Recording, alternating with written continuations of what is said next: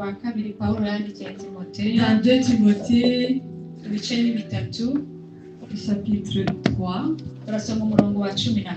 et nous allons lire le verset 14. urwandiko rwa kabiri Pawulo yandikiye Timoteyo Donc 2 Timothée, ibice ni bitatu chapitre 3, turasoma umurongo wa 14.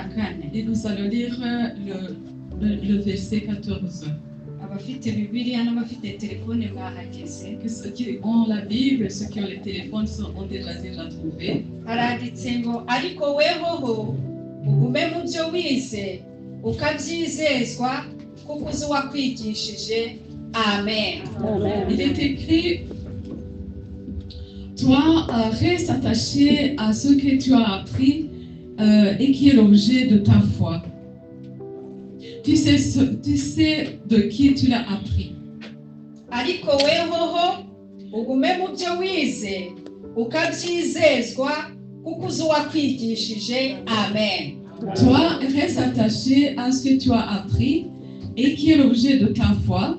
Tu sais de qui tu l'as appris. Amen. reka twongereho irindi jambo riri mu gitabo cya Daniyeli ibice bitatu naho Nous allons ajouter un autre verset qui se trouve dans Daniel chapitre 3. turasoma dore ku murongo wa 16. Nous commençons par le verset 16. Daniyeli igitabo cy'umuhanuzi Daniyeli Le livre de Daniel chapitre umurongo wa 3, 16. verset 16. haranditse ngo Saduraka na Meshaki na Abedenego basubiza umwami bati Nebukadinezari, nta mpamvu ituma tugusubiza iryo jambo. Niba ari ibyo Imana yacu dukorera ibasha kudukiza mu itanura ry'umuriro ugurumana, kandi izadukiza ukuboko kwawe Nyagasani. Ariko naho itadukiza Nyagasani, umenye ko tutari bukorera imana zawe habe no kuramya icyo gishushanyo cy'izahabu wakoze. Amen. Shadrach, Meshach et Abednego répliquaient le roi Nebuchadnezzar, nous n'avons pas besoin de te répondre là-dessus. Si cela doit être, notre Dieu que nous servons peut nous délivrer. Il nous délivrera de la fournaise ardente de ta main, ô roi. Amen. Amen. Teme ya Pite iravuga ngo ukwiriye kuguma muri Yesu kuko niho honyine haba ubugingo buhoraho. Mon Dieu me dit, reste en Jésus parce que c'est là qu'il y a la vie. Kuguma muri Yesu, Restez en Jésus. niho honyine wabonera ubugingo buhoraho. C'est là que tu peux seulement trouver la vie éternelle. Cyangwa se niyo soko yonyine ihari Ou c'est la seule source yo kubona ubugingo buhoraho. d'avoir la vie éternelle. Ndashimira Yesu, Je rends grâce à Jésus ndagushimira cyane ko nanjye yampaye agakiza nkabona ubugingo. Je rends grâce à Jésus parce qu'il m'a donné le salut et que j'ai eu droit à la vie éternelle. Yewe nakijijwe mfite imyaka 16.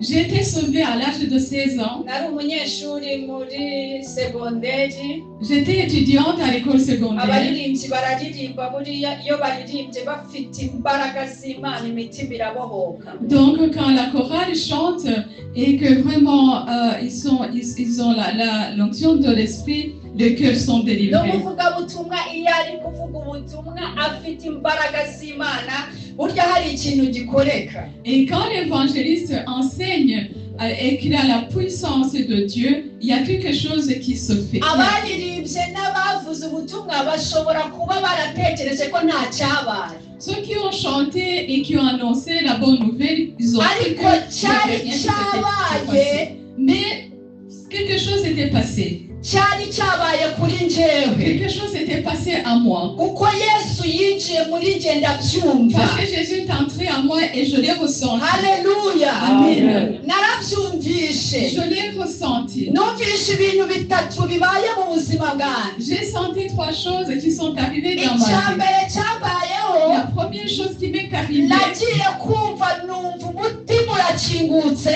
j'ai senti mon cœur s'ouvrir numva amahoro arinjiye. et j'ai reçu la paix. Mbabwire ko iyo Yesu yaje Je vous dis que quand Jésus vient akaza neza ukamwumva kumva et que tu ressens vraiment ntabwo sa agusiga visite, nk'uko waje il ne te laisse pas comme hari tu es. ikintu gihinduka Il y a quelque chose qui yewe change. yinjiye mu mutima wanjye Moi, il est entré dans mon cœur numva amahoro arinjiye kandi et menshi j'ai senti beaucoup de paix entrer en moi. icya kabiri La cyabaye deuxième chose qui s'est passée, nagiye kumva j'ai ressenti, numva umubabaro nagiraga ndi umwana muto j'ai ressenti que la tristesse que j'avais quand j'étais numva toute jeune, yesu awukuyemo Jésus l'a retiré. awukura mu mutima Il wanjye a retiré de mon cœur. yinjizamo ibyishimo Il a fait entrer la joie en yesu moi. afite imbaraga Jésus a la zo puissance kwinjira mu mutima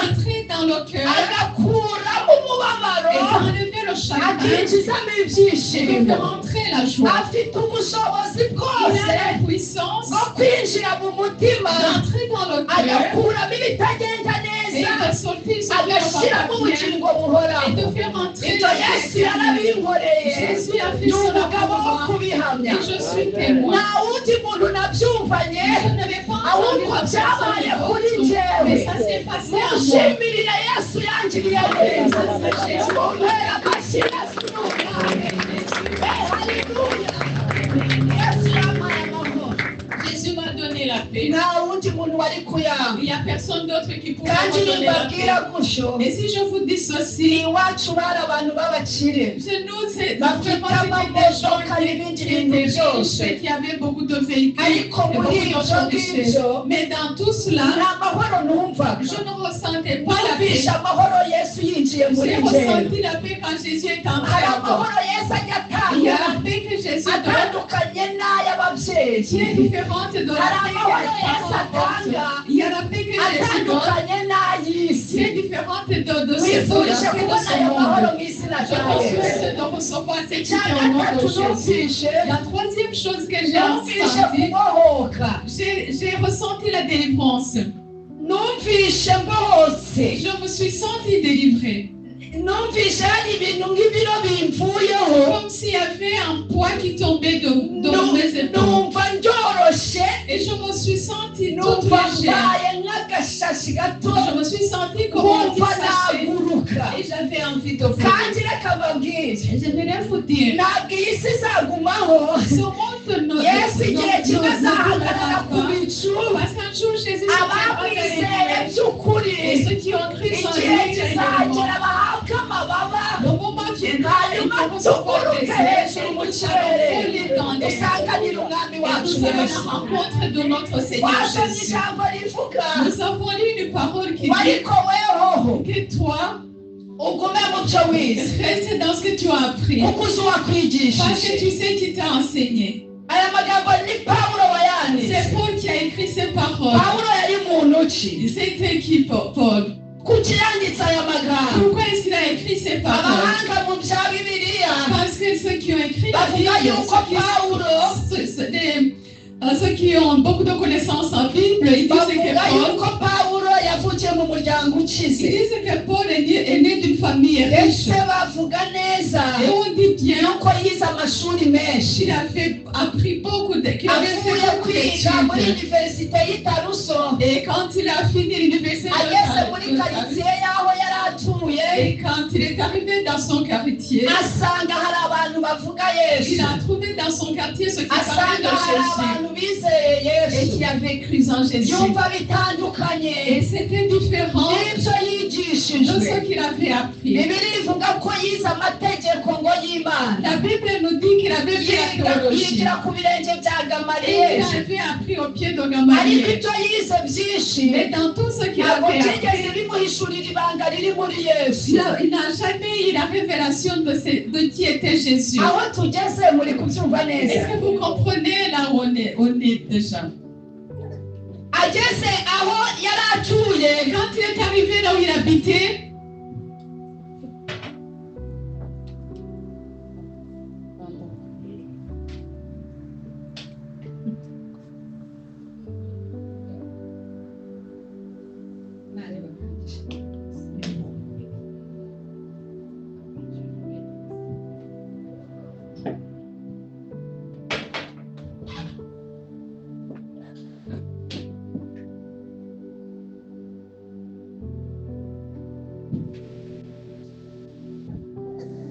ageze aho yari atuye Et quand il est arrivé là où il habitait, asanga abantu bavuga Yesu. il a trouvé les gens qui parlaient de Jésus. Bibiliya iravuga ngo La Bible dit Pawulo que Paul yabaye umwe mu bantu barenganya itorero ry'Imana. fut l'un de ceux qui persécutaient l'église de Atangira Dieu. gufata abantu bakunda Yesu, Il a commencé à arrêter ceux qui aimaient atangira Jésus. kubagirira nabi. Il a commencé à leur faire du mal. Uyu ni Pawulo. Et là, on parlait de Paul. Ndetse Bibiliya iravuga Et la ngo Bible dit igihe Stefano yapfaga, que quand Étienne est uyu mort, Pawulo donc ce Paul, yashimye ko yicwa. il a vraiment tout Mbese fait pour qu'il Pawulo meure. yari umuntu udakunda abantu bakunda Yesu. Donc Paul n'aimait pas Yari les gens qui aimaient ashyigikiye ko Jésus. babica ngo babagirire nabi. Donc il soutenait qu'on les tue. Ngaya makuru ya Pawulo, C'est ariwe ça les Sawuli. projets de Paul. Muri we yari afite ubwicanyi. Donc en lui c'était vraiment Muri we nta un ibintu bitagendaga Il y neza. avait beaucoup de choses qui n'allaient Bibiliya pas bien iratubwira en mu lui. byakozwe n'intumwa La Bible nous dit Et dans il cherche à Actes des Jésus.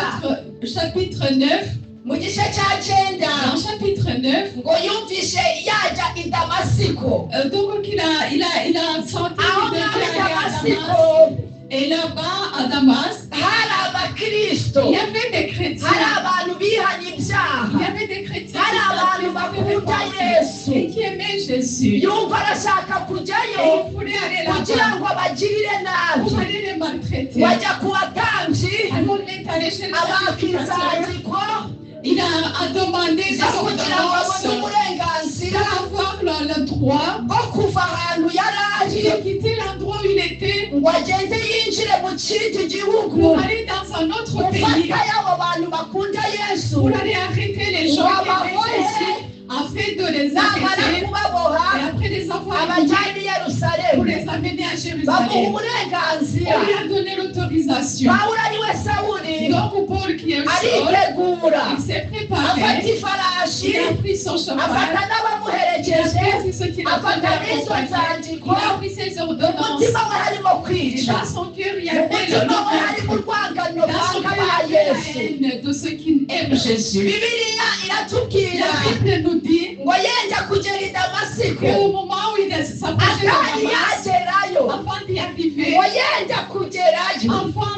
Yesu d'arriver, ndamukunda ni c'est mwiza. pour Jésus les Haleluya. Amen. Bibiliya iravuga La ngo Bible dit, yagiye kubona donc il a vu, abona umucyo mwinshi il a cyane vu une lumière très puissante uramutunguye. et qui l'a surpris. Pawulo aho yari ari ku Et ifarashi là, Paul, il était sur ngo le cheval, yikubita il est hasi tombé par terre. muri uwo mucyo Et dans cette ngo lumière, havamo ijwi il y a eu une voix. riramubaza Et la voix lui a demandé, ngo Sawuli Sawuli Saul, Saul, undenganyiriza pourquoi iki? est-ce que tu me persécutes?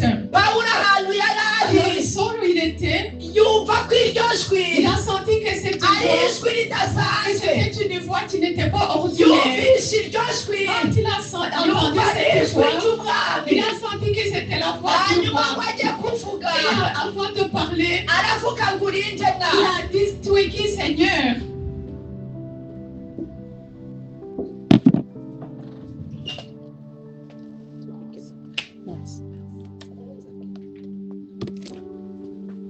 Yesu ngo ajye kumusubiza. Et Jésus, pour répondre, turacyari kumwe est-ce qu'on est encore turacyahari. Est-ce que vous êtes encore ngo là? ajye kumusubiza Et avant de répondre, aramubwira ngo ndi Yesu il uwurenganya. a dit, je suis Jésus que tu ndashaka ko persécutes. mutarangara J'aimerais bien que vous le mukurikire neza icyo sachiez, Imana ishaka kutubwira muri mais iri que vous jambo. souviez bien ce que Dieu veut nous Ndigira dire dans abantu bari cette inyuma parole. ngo barebe hano. Je demande aux gens qui sont derrière de Alléluia, alléluia. regarder. ubundi Pawulo ariwe Sawuli Normalement, Paul qui est Saul, abantu yarenganyaga ceux qui le persécutaient, bari abantu basanzwe. c'était des gens wenda ordinaires. hari harimo ba Marita Peut-être il y avait na ba des Josephine des Joséphine, na ba des Josefu Joseph, na ba Mariya des Marie, na ba Claire des Claire, na ba des Christina Christine, bose bizeraga qui Yesu. croyaient en Jésus. hanyuma ariko Mais mwumva igitangaza cyabaye. entendez le miracle qui s'est passé. Yesu ngo ajye gusubiza Pour qu'avant que ajye Jésus réponde, kubwira Pawulo ariwe Sawuli quand il a répondu à Paul, aramubwira ngo ndi Yesu il a dit, urenganya. je suis Jésus que tu uyu persécutes. Sawuli ko yarenganyaga ba Josephine Puisque Saul bahindutse persécutait Yesu Joséphine, gute? comment est-ce qu'il s'est devenu muri murumva iyo rezonoma Est-ce que vous irimo comprenez son raisonnement? murabyumva ibyo ari Est-ce byo que vous comprenez ce bishatse que je kuvuga dis? iki Qu'est-ce que cela veut biravuga dire? ngo iyo wizeye yesu by'ukuri Cela veut dire que quand tu yesu crois réellement akaba en ari muri Jésus, wowe et que Jésus est iyo en hagize toi, umuntu ugutunga s'il y a urutoki quelqu'un qui t'a hakagira umuntu toi, ukurenganya qui te burya ntabwo ari wowe abarenganije ce n'est pas toi qui abarenganije umwami mais yesu persécute kandi mu gihe gikwiriye dans le moment yesu ahaguruka aho yicaye Jésus se lève akaza là où il est kukurwanirira haleluya haleluya niba ufite yesu Si by'ukuri tu as réellement Jésus, hakaba hari umuntu uri kukuvuga il y a nabi quelqu'un qui wowe dit pas icecekere toi reste wowe calme, ihangane sois patient. yesu wakiriye Parce que Jésus que tu as azaza reçu, kukuvuganira il viendra parler pour toi. yesu aravuga ngo ndi yesu Alors urenga Jésus l'a dit, je suis Jésus que tu persécutes. arangije aramubwira ngo none hahaguruka Après il lui a dit, lève-toi tout de suite ugende ujye mu mudugudu et va dans la ville. uzabwirwa ibyo ukwiriye gukorerayo On te dira ce que tu dois faire là-bas.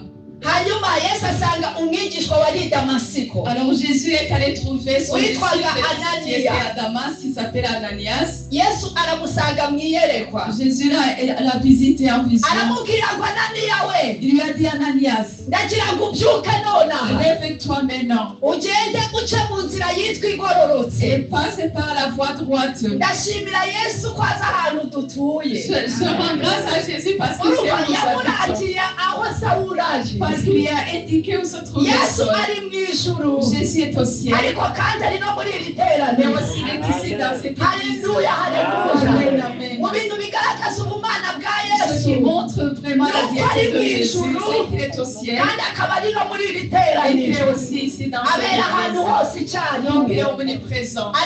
abwira ananiya Donc il a dit à Ananias, aramubwira ngo nonaha il lui byuka a dit lève-toi tout de uce mu suite nzira yitwa igororotse et va dans la voie qui winjire s'appelle la mu voie nzu ya droite yuda et entre dans la maison aho de muri Judas. iyo nzu ya Et yuda dans cette maison de urasangamo Judas, umusore wicaye tu vas y trouver un jeune homme qui est witwa assis, sawuli ariwe qui pawulo s'appelle Saul. hanyuma Et umusengere tu vas prier pour uko lui. ubu asenga Parce que maintenant il est en train de prier. ayo makuru ahawe na yesu Donc il a reçu ces nouvelles de Jésus. nibwo bwa mbere yari ageze ku isi C'est la première fois qu'il a nta visité sur wundi terre. muntu wari wamenye ibyabaye Il n'y a personne d'autre qui avait appris ce qui s'était muramburikiye passé. abo turi kumwe aha Est-ce ngaha que vous me suivez ceux qui sont ici? haleluya Amen. ayo makuru ananiya yakiriye Donc ces nouvelles ni qu'Ananias a ubwa reçues, mbere yari ageze ku c'est isi la première fois que nta ça wundi muntu wari uyafite venait d'arriver. Personne d'autre nta n'avait wundi ces muntu wari nouvelles. uyafite Personne d'autre n'avait ces na nouvelles. naniya wayabwiwe Même Ananias qui a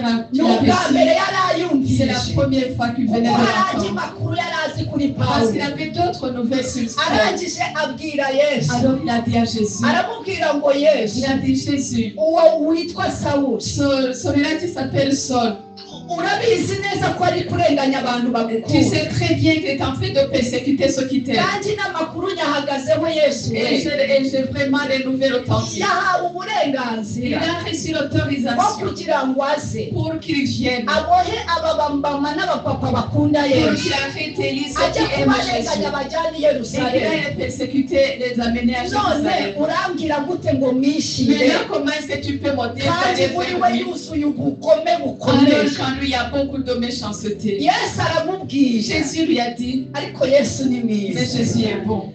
haleluya Amen. aramubwira ngo uwo wita umugome Il a dit cela que tu appelles au méchant. umuheruka ari kuri lisite y'abagome umuheruka nawe nawe ari kubarizwa C'est là qu'il se ariko trouve. yambutse damasiko ari umukristo yarangije kumuhindura yahindutse igikoresho cyanjye kuko ubu ngubu arasenga uyu munsi sawuli arasenga ntabwo akiri umugome ndagira ngo mbabwire nta muntu n'umwe yesu Il n'y a atahindura personne que Jésus ne peut transformer. abasenga nimukomeze musenge Ceux qui prient continuent à nta prier. muntu ubaho yesu Il n'y a atahindura personne que Jésus ne puisse ivuhumura yesu transformer. azabakorera ibintu bikomeye Mais vous amashanyarazi ukura ku mavi Yesu arashoboye abantu bumva batakizwa bazaza uretse nawe mwenyine hari abazajya baturuka hirya no hino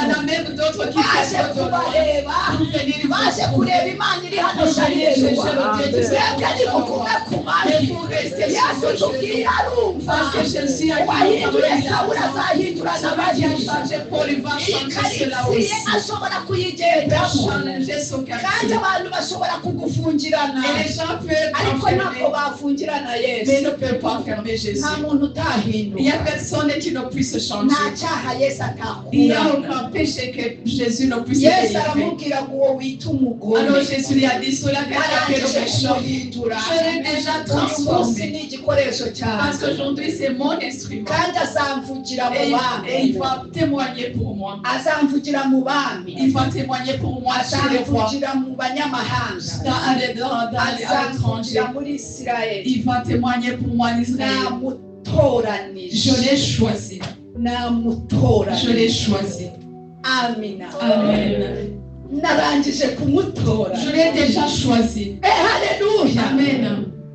Ananiya arabyuka Ananias s'est levé. basa n'ubireba J'ai l'impression de voir cela. arabyuka aritunganya Il s'est levé, il s'est préparé. ntabwo nari mpari mbese abyuka J'étais pas là quand il s'est ariko levé. ntekereza ko yari arimo yisetsa Mais je pense qu'il était en train de rigoler. yakijijwe nawe Il a dit vraiment, il a été uyu sauvé. yakijijwe Est-ce que vraiment il a été ariko kuko sauvé? Yesu ari uwo Mais kwizerwa puisque Jésus était yabyemeye reka ngende qu'on croise en lui, Alléluia, il a déjà alléluia. accepté j'y vais. afata inzira Il aragenda a pris le chemin, il est ariko asa parti. n'uwamuherekeje Mais je crois que je l'ai wumva accompagné. indirimbo yari arimo aririmba Donc je ressens le yumva ko choix qu'il est en train akarengane de karangije chanter en croyant que la abantu persécution est bibariraga kujya terminée muri gereza kubera Sawuli et que ceux qui s'attendaient à être en Ananiya prison à cause yahise yumva ahawe umudendezo de wo kuvuga Yesu il a senti vraiment qu'il avait le droit de parler de Jésus. Amen. ndamuherekeje agezeyo Je l'accompagne et il arrive. yinjiye mu nzu Il arrive dans la maison. kandi wumva ikoranabuhanga rya Yesu Écoutez vraiment la Yesu technologie de yabwiye Jésus. Ananiya Il a dit à aramubwira ngo Ananias, ubu nona il a dit maintenant tout de suite, arakubonye nawe il vient de te voir aussi. nubwo mutari kumwe Même si vous n'êtes pas ariko ensemble, arabibonye mu iyereka mais il vient de te voir dans la vision. abonye winjiye Il te voit entrer. abonye umusengera Il te voit prier pour arabibonye toi. abonye ibintu Il bibaje vient de le voir, il vient de voir ce uhumura qui nta se kibazo passe. naguteguriye Ne Ananiya we t'inquiète pas, j'ai tout préparé. haleluya Amen. amaze kugerayo Quand il est arrivé uriya là-bas, yaramusuhuje donc il a salué arangije aramubwira et puis il lui a dit, ngo yewe Sawuli il a we dit toi seul. Yesu mwavuganye Jésus avec qui tu as nanjye parlé, twavuganye moi aussi il m'a parlé. arantumye Il vient de m'envoyer Bibiliya auprès de iravuga ngo toi. aramusengera La Bible dit qu'il a prié pour wakimara lui. kumusengera Après avoir prié pour lui, kubera ko Pawulo yari yahumye puisque Paul était devenu kandi yamaze aveugle atarya akanywa et que cela faisait 3 jours sans manger, sans boire, ngo akimara kumusengera après avoir prié pour lui, ibintu byari biri ku maso donc ye pour ce qui couvre ses yeux bihita bigwa hasi sont tombés. hanyuma icyakurikiyeho Alors ce qui s'est passé, Bibiliya iravuga ngo yuzuzwa umwuka wera il a été rempli de la Bwana puissance sifwe de sana Dieu. Et Dieu soit icya loué. gatatu cyabaye La troisième chose qui umva s'est yahise passée, ajya kumujyana kumubatiza mu mazi menshi donc Jésus a été baptisé dans beaucoup icya d'eau. kane La cyakurikiyeho quatrième chose qui s'est bamuha passée, ibyo kurya no kunywa on muri lui a mbaraga donné à manger et à boire pour Pawulo avoir de force. arahaguruka Alors Paul s'est levé. ahaguruka azi uwamuhamagaye Il uwahize s'est levé sachant qu'il a atangira appelé. kuvuga ubutumwa hirya Il a no hino commencé à annoncer la bonne uyu nouvelle Pawulo à akimara chaque fois. kwakira Yesu Son Paul, après avoir reçu yavuze Jésus, Yesu il neza a parlé Jésus aramuvuga mu comme il faut. banyamahanga Donc parmi les étrangers, aramuvuga mu bantu bose il a parlé de lui partout. arimo partout. amuvuga Pendant qu'il est en train de Pawulo parler yahuye de lui, n'ingorane nyinshi il cyane a rencontré beaucoup de ariko problèmes. arihangana aguma muri Yesu Mais il est resté kuko patient yari et azi resté en wamuhamagaye Jésus parce qu'il uwahiwe connaissait qu'il avait appelé. haleluya Amen. yahuye n'ibibazo Il bikomeye a rencontré beaucoup de iyo difficultés. usomye mu bakorino Quand vous lisez dans atubwira Corinthiens, ingorane Pawulo ari we Sawuli yahuye on nous nazo parle des difficultés que Paul a rencontrées. yigeze Saul a rencontrées. kubandikira Il est là écrit une fois. aravuga ngo njyewe ndabarusha Il a dit moi je suis ndabarusha Je vous dépasse. Je vous dépasse. aravuga ngo njyewe ndabarusha Moi, je vous dépasse. ngo kandi ndabarusha muri byose Et je vous dépasse en tout. iyo usomye ijambo ngo ndabarusha Quand vous lisez la parole, ugira ngo je vous agiye dépasse. kuvuga ngo ndabarusha kwiga Vous croyez qu'il dit que ugira ngo je agiye vais vous kuvuga ngo dire ndabarusha que j'ai fait beaucoup iby'iki gihe d'études plus que vous. ariko Ou de ntabwo ce que ari je byo vous dis. yavuze Mais ce n'est pas de cela dont il yavuze parlait. imibabaro yahuye nayo Il parlait de ses problèmes. haleluya Amen. haleluya Amen. aravuga ngo ndabarusha mu mihati Il a dit, je vous dépasse dans le ndabarusha gushikwa mu mazu y'imbohe Je vous dépasse dans la ndabarusha perfection que gukubitwa Dieu cyane nous a birenze pris. urugero Je vous dépasse dans aravuga ngo kenshi nari mu kaga k'urupfu kenshi nari mu kaga k'urupfu la plupart du temps, j'étais vraiment au bord de la mort. aravuga ngo igihe kimwe Et un jour, banteye amabuye on m'a lapidé ibihe bitanu les 5 fois. bamubise inkoni 39 On m'a flagellé, on m'a donné des coups, 90 coups. nahuye n'akaga J'ai rencontré des gatewe na épreuves bene data qui viennent de mes frères nahuye et sœurs. n'akaga J'ai rencontré des gavuye mu problèmes miryango venant de ma famille. nahuye n'akaga J'ai rencontré des gatewe problèmes n'abambuzi venant de aravuga ngo des niriwe ubusa témoignages. kenshi J'ai eu faim, nambaye ubusa j'ai été nu, nagize inyota j'ai eu la soif, imbeho yaranyishe j'ai eu froid. pawulo yahuye n'ibintu Pour bikomeye la rencontrer, burya beaucoup de ntugire ngo ni problèmes. wowe wenyine wahuye Je nabyo ne crois pas que tu abantu bagenda bahura n'ibintu bigoye Les gens rencontrent pawulo beaucoup de yahuye problèmes. n'ibintu bikomeye Pour la rencontrer ariko aguma muri yesu difficultés, mais il est resté en ariko Jésus. aguma muri Il est yesu resté en Jésus. kuko yari azi uwamuhamagaye Parce qu'il iwacu savait qu'il avait yari appelé. yarahuye na Il yesu avait rencontré bituma Jésus. yihanganira Alors isi il a été patient. haleluya haleluya avec le monde. kugeza ahangaha turacyari kumwe Et jusqu'ici, est-ce qu'on est ensemble? bwana sifuwe sana Que Dieu soit loué. yahuye na timoteyo Il a rencontré Timothée ari mu rugendo rwe rwa kabiri quand il était dans son deuxième voyage. amubwiriza ubutumwa bwiza Il lui a annoncé la bonne pawulo nouvelle. ahaguruka timoteyo ahaguruka neza Alors Timothée s'est bien levé. kandi aba umwana Et mwiza il a été vraiment fidèle, un fils fidèle. pawulo agenda amwigisha uko bitwara Il a enseigné comment on se comporte. amubera inkoramutima Il a été vraiment son intime. barakundanaga bavuganye ubutumwa Ils s'aimaient beaucoup parce qu'ils ont annoncé la bonne nouvelle ensemble. ariko igihe kigeze Et le moment venu, mwumvishe yuko pawulo yafunzwe vous avez entendu qu'il a été mis en yanditse prison. urwandiko rwa kabiri rwa timoteyo Il a écrit ça dans cette Allez, deuxième vous lettre à lisez les Timothée affrontes. quand il était en prison. ariko birantangaza Mais ça me surprend. kandi mba numva twafatira hamwe Et j'aimerais vraiment qu'on soit tugasaba ensemble imana ikatwambika imbaraga pour nyinshi demander à Dieu de nous revêtir de sa pawulo puissance. yahuraga n'ingorane Parce que Paul rencontrait des difficultés. aho kugira ngo arire Au lieu de pleurer, akaba ari we wandika inzandiko zo gukomeza abari c'est lui hanze qui écrivait des lettres pour fortifier ceux qui sont à l'extérieur. muri iyo dimansiyo Vous y'agakiza comprenez yari la afite. dimension du salut qu'il a eu. yahuraga n'ibintu bikomeye Quand il rencontrait des épreuves, aho kugira ngo arire au lieu de pleurer, aho kugira ngo yiganyire au lieu de se akaba lamenter, ari gutanga inzandiko c'est lui qui est zo donné des gukomeza lettres abantu batari pour muri fortifier gereza ceux qui ne sont pas en prison. ndashimira Je yesu rends grâce à waje Jésus kuduha imbaraga qui zikomeye est venu nous donner kugira ngo une natwe tubashe puissance gukomeza et abandi que nous aussi nous puissions fortifier les autres. Est-ce que vous voulez le sauver? haleluya haleluya yanditse uru rwandiko Il a écrit cette lettre ari muri gereza quand il était en prison. kandi iyo usomye ubikurikiranye neza Et quand tu lis bien, ubona ko yanditse uru rwandiko tu vois qu'il a écrit cette ageze lettre mu zabukuru quand il était âgé. wakomeza Et kubikurikirana quand il ouvre, et quand il ukabona lit ko bien, yanditse uru tu rwandiko vois qu'il a écrit cette igihe lettre cye cyo gupfa cyegereje quand sa mort était proche.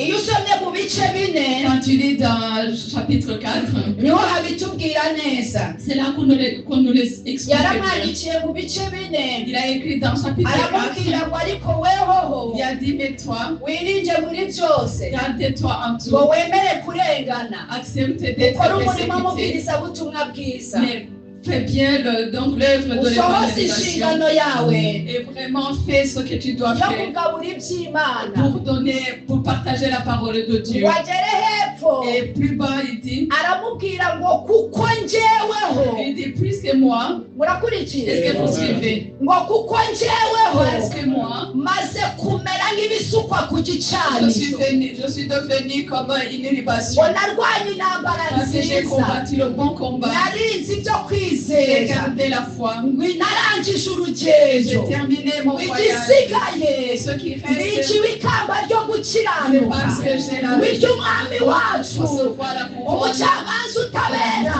Parce que azaba kuri urya munsi qui est le juste, aravuga ngo ariko ntabwo ari njyewe njyenyine ce n'est pas moi ahubwo seulement. n'abandi bantu bo muri sharirerwa Tous ceux qui sont bose là-bas bakunda aussi. umwami Qui yesu aiment le roi nawe Jésus. ababikiye iryo Vous kamba aussi, vous gardez haleluya haleluya Amen. mu bisigaye biciwe ikamba ryo Le gukiranuka reste, donc il y a les couronnes qui m'attendent. de la- bityo umwami de la- wacu Celui dont notre Seigneur, umucamanza utabera le juge qui est azaba kuri juste, urya il munsi va me donner ce we nyamara jour. ntabwo ari njye njyenyine Et pourtant, c'est pas ahubwo seulement moi, n'abakunze kuzaboneka kwe bose mais c'est tous ceux qui paraîtront devant lui. aramubwira ngo gira umwete wo kuza aho ndi Il a vuba dit, aie l'oseille de venir. urumva nyine ari Dépêche-toi de venir à moi. urumva nyine ari muri gereza Donc il est en prison. arabwira timoteyo yari akiri muto Il parle à Timothée qui était encore jeune. kandi uyu timoteyo yagombaga gusigana itorero ryo mu efeso ariyoboye Et c'est Timothée qui devait garder l'église pawulo d'Éphèse. yiyumvamo kumuha instruction zo kugira ngo azakomeze umurimo Et Paul se sentait donc responsable de l'instruire pour qu'il puisse bien garder, poursuivre son œuvre. ariko kandi yumva aranamukumbuye Mais aussi, il lui manquait. murakurikiye Est-ce que vous suivez? hanyuma aramubwira Et il lui a dit, ngo gira umwete wo kuza aho ndi fais vuba vite et viens auprès de moi. ubanguke Viens vite, dépêche-toi. kubera ko abantu twajyanye bagera kuri batanu ntabwo tukiri kumwe Parce que les 5 personnes qui étaient avec moi ne sont plus avec moi. aramubwira ngo dema yaransigiriye Il a dit, Dem est parti kuko yakunze iby'iki gihe parce qu'il a aimé de yinjiriye ce i monde. tesalonike Il est allé à Thessalonique. ngo kiresketi nawe Christ aussi, yigiriye i darumatiya il est allé à cyangwa se yagiye Dalmatie. i galati Ou bien il est allé à ngo Galatie. tito nawe Et Tite, niwe wigiriye i darimatiya il est allé à Dalmatie. aramubwira ngo ruka Et Luc, niwe wenyine usigaranye nanjye c'est le seul qui reste avec aramubwira moi. ngo shaka mariko Il a dit, va trouver Marc umuzanire et amène-le-moi. kuko agira umumaro wo kunkorera Parce qu'il me uyu mariko yaramukoreraga Parce que Marc, mbese ntekereza ko uyu pawulo yavugaga ubutumwa akananirwa je pense que Paul a donc enseigné uyu enseigné la mariko bonne nouvelle, c'est yaramufashaga wenda fatigué. akamuterera ipasi simbizi Peut-être que Marc akagira était ibintu repassé atunganya ses byo mu habits rugo et qui s'occupait de son akamuzanira ménage akayacyaje et qui lui préparait du thé bagafatanya et gusenga qui priait ensemble. aramubwira ngo shaka mariko Il a agira dit, umumaro trouve-moi Marc iyo parce aje qu'il est asuye utile. ntabwo yiyicarira gusa Parce que quand il vient m'envoyer baba ari dans njyewe sa umuseriva pour ahubwo éclater avec arahaguruka toujours nawe akagira ibintu amfasha mais celui qui se lève, shaka mariko umuzanira agirira umumaro haleluya agirira umumaro parce qu'il m'est utile.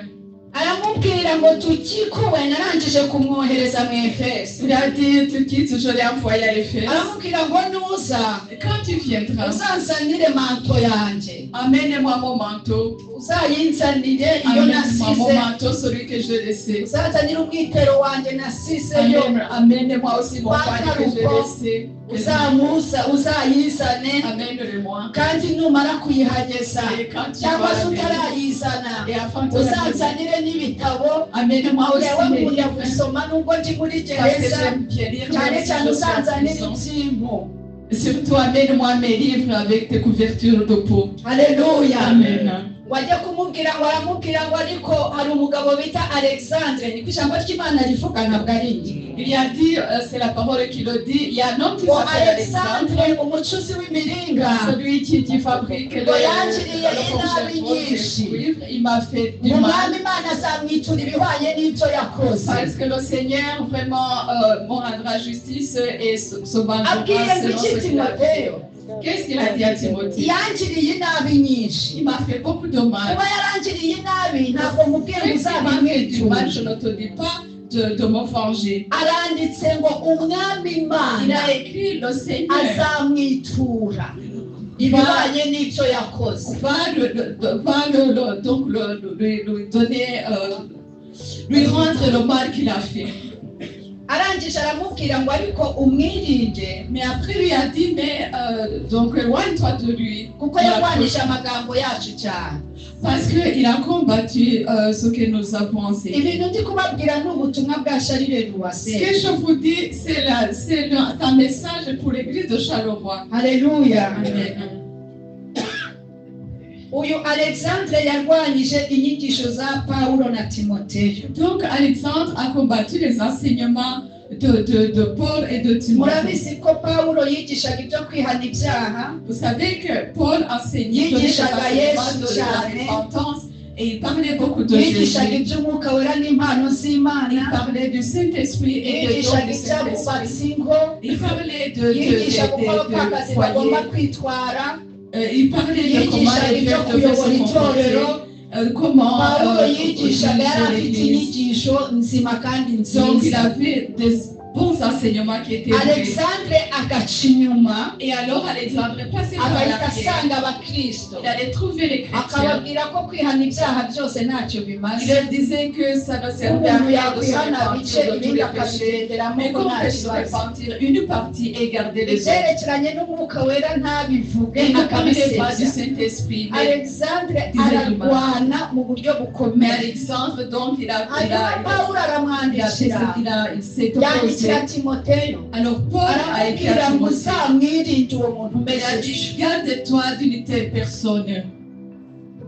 arangije aramubwira ngo mu iburana ryanjye rya mbere Il a dit dans mon premier nta jugement, muntu n'umwe wampagarikiye, il n'y a personne qui m'a bose représenté. baramanya, bavugaga ngo barankunja, banyoherereza mesaje ngo turi inshuti, mbese bose bamaze kumenya ko nafunzwe, bose bababaza bakavuga bati uwo muntu ntitumuzi. Quand j'ai été mise en prison, tout le monde s'est éloigné de moi. Tout le monde disait qu'on ne me connaissait pas.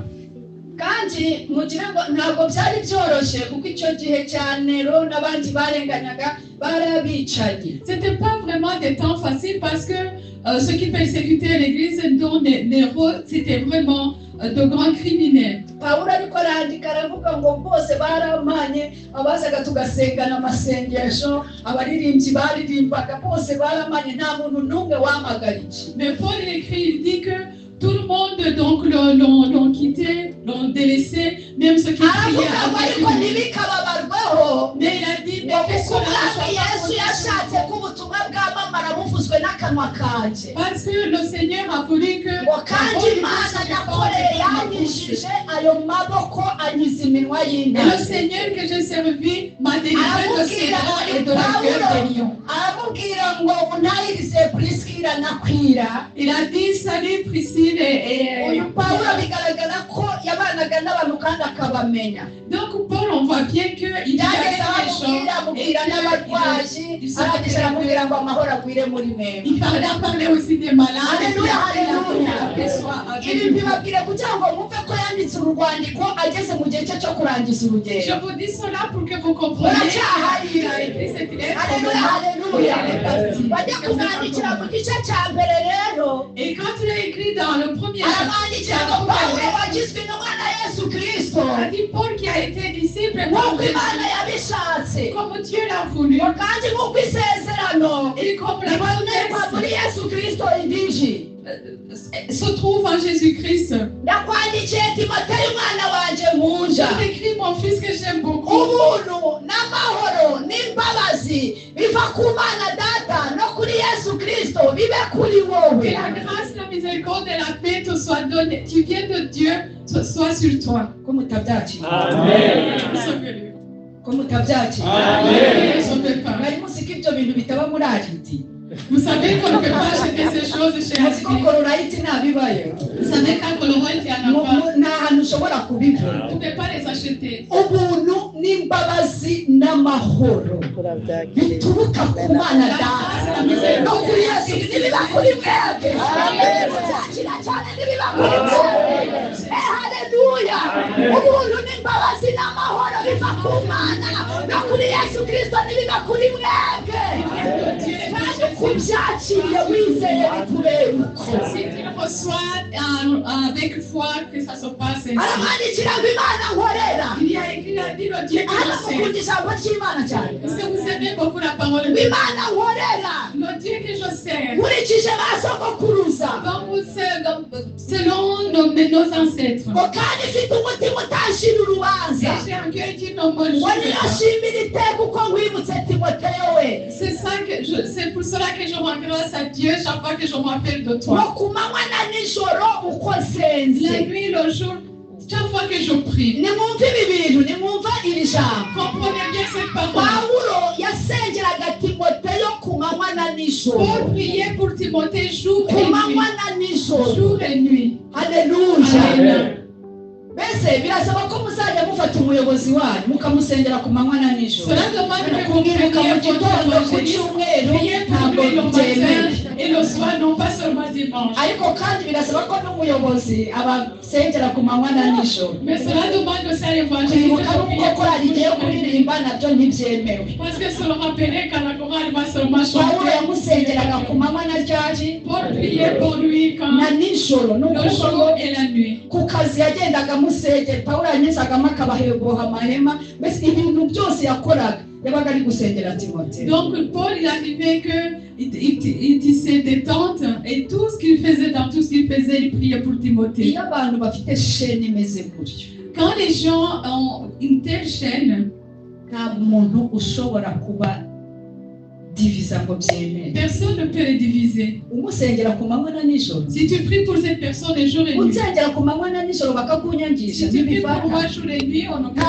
hantu pas, ntabwo on ne peut byafata pas te dire de me haïr, ça ne peut pas. aravuga ngo Imana nkorera Il a dit le nkurikije ba Dieu sogokuruza suivant kandi selon ifite tes umutima ancêtres. utashira urubanza Et un cœur qui ne ngo me niyo juge pas. shimira iteka uko nkwibutse C'est lui que je rends grâce à uko nsenze ku manywa na nijoro chaque fois que je prie. aramubwira ngo nibuka amarira yawe Et je me rappelle de tes larmes. nakumbura kukureba Et tu m'en manques, je birashoboka ko basenganaga Ils sont pour qui prier hanyuma ensemble. bamara gusenga bafashijwe Et après avoir prié, Pawulo Timoteyo agaturika akarira ntabwo et que mbizi Timothée pleure, ariko aravuga ngo nibuka amarira yawe il a dit, je me rappelle de nakumbura tes larmes. kukureba Et j'ai ngo nuzure umunezero pour être ngo rempli de kuko joie. nibutse kwizera kutaryarya kukubamo Parce que je me suis ngo kandi rappelé bene uko kwizera sans hypocrisie. yamenye ko kuba muri famiye yanyu J'ai appris que être ngo twabanje dans muri nyogokuru royisi a commencé no par muri nyokawunike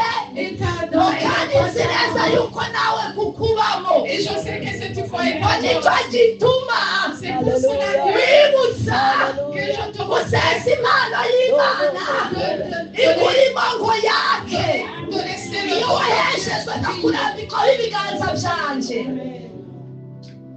Hallelujah, hallelujah, hallelujah. amina Amen. ngo kuko Imana itaduhaye umwuka w'ubwoba Parce que Dieu ne nous a pas ahubwo donné yaduhaye umwuka w'imbaraga Il nous a donné yaduhaye l'esprit de umwuka puissance. w'urukundo Il nous a donné yaduhaye aussi un umwuka wo esprit d'amour kwirinda et un esprit aravuga ngo nuko rero donc ntukagire isoni zo guhamya umwami wawe n'aie yesu pas honte de rendre témoignage de ton Seigneur Jésus. ntukagire isoni N'aie Amen. pas honte.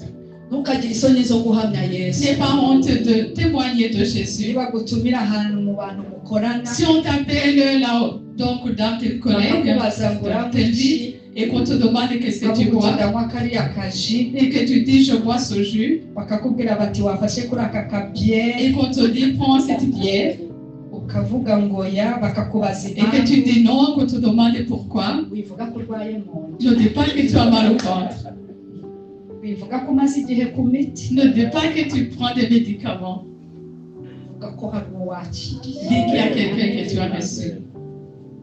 igihe tugezemo nicyo guhamya yesu Donc le moment actuel où nous sommes, c'est vraiment le moment de témoigner de Jésus. igihe tugezemo nicyo guhamya Nous Yesu. sommes dans le temps de témoigner de ntabwo ari Jésus. kuza hano kuririmba no kubwiriza Ce n'est pas venir ici chanter et kuko enseigner tubwiriza seulement. n'ubundi abantu basanzwe basenga, Parce que nous enseignons aux gens qui tubwiriza viennent abantu déjà. basanzwe baza mu Nous rusengero. enseignons aux gens qui viennent à l'église. ubuzima ubayeho Mais la vie que tu mènes, nibwo buzatuma abantu bahinduka. c'est ça qui fera que les gens vont changer. niba kubaza impamvu utasambana nk'uko abandi Si basambana, on te demande pourquoi tu n'entres abandi pas la ko bafite fornication comme abakope les autres, n'abakopine wowe ukaba on dit utamuzi. les autres ont des copains, des copines et toi tu n'en as babwira pas. ko ufite kope witwa yesu, Tu leur diras j'ai un copain kandi qui uwo s'appelle yesu Jésus. atakwemerera kugira kopine. Et que ce Jésus ne te kandi permet uwo pas d'avoir makopine une muri iki gihe copine. muzi ko bakora nk'iby'abagabo n'abagore. Et vous savez que ces copains, copines, sobanura ils sont uvuge impamvu dans weruye la neza. homosexualité.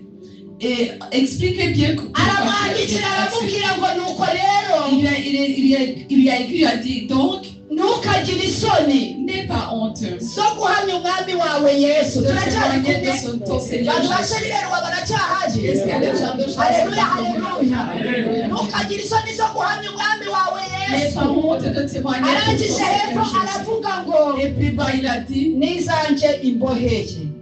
ni ukuvuga ngo yagombaga guhamya yesu, donc il devait témoigner de Jésus. ariko hagira umubaza ati pawulo uramuzi, ukavuga uti ndamuzi kandi ndamukunda. Et quand on demandait, est-ce que tu connais Paul? Oui, je connais et je l'aime. uzi kugira ngo bakubaze ngo usengera he ukahavuga mwarimu wawe ninde ukagira isoni zo kumuvuga.